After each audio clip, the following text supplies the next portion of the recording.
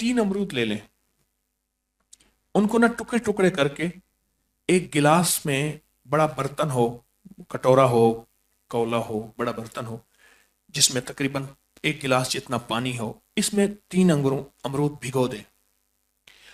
आधा पौना घंटा तक ये पानी में रहे, अमरूद पका हुआ हो, कच्चा बिल्कुल ना, बिल्कुल पूरा पका हुआ हो। आधे घंटे के बाद ये अमरूद खा ले और पानी ऊपर से पी ले।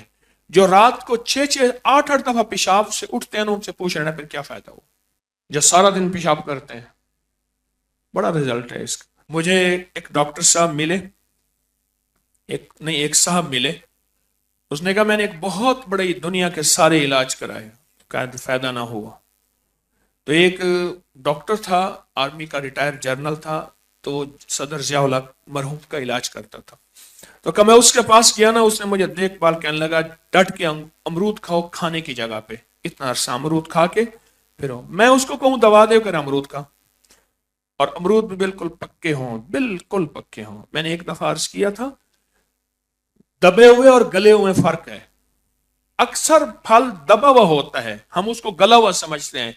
वो दबता इस वक्त है जब पूरा पक जाता है, और वही खाने का होता है, और वो गरीब खाता है अक्सर, इसलिए सेहतमंद ज्यादा होता है।